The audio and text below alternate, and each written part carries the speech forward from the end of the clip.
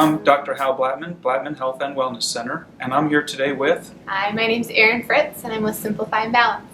And today, we're going to talk about... how our environments are all kind of interconnected and woven together, and when we're talking about making changes in our health, that we really understand that that's... Right. And that takes on so many dimensions, because we think about ourselves, perhaps, but as soon as we try to make a change, how many dimensions in our life does that start to affect? We don't live in a vacuum, right? Right. So it's impactful in all areas. So our family is going to be affected by our change in some way, or how we work all that out.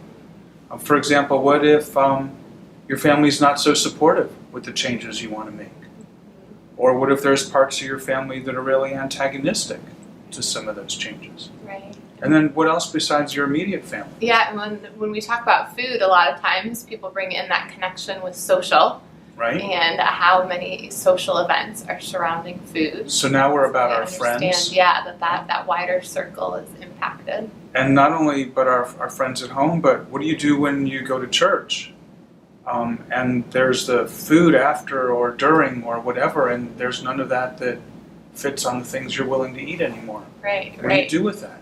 Exactly. And how many people are going to make fun of you because all those things come into this. We're not always secure enough to go it alone, so to speak. Yeah, I think that's a good lead-in, right? The going it alone, because if we just stopped right here, this would sound really depressing, and it wouldn't sound very encouraging. Kind of where do you go? But I think we both understand how difficult it is and can give you that support, right? We can help people with how do you break it down into smaller pieces? How do you manage and do these things in a supportive way so that it doesn't feel like you're pushing this boulder up a hill when you're trying to make the changes. So what kinds of things can you do today, being aware that so many interactions that you make may be different as you make changes?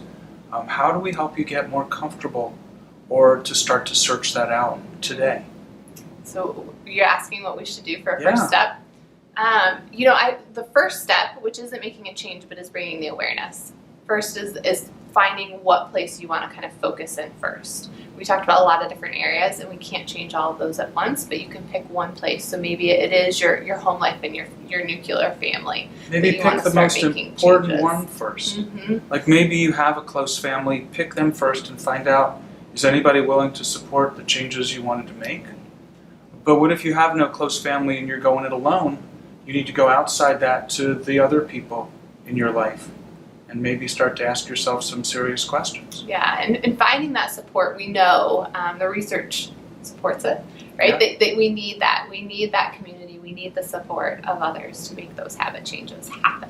So as you go about your day today, start to think about where these changes are going to go. Just don't make them in a vacuum. Start to prepare and lay out your plan for what you want, listening to your body about what it's going to tell you and what you're going to learn from that, and see where you can grow between now and the next time we meet.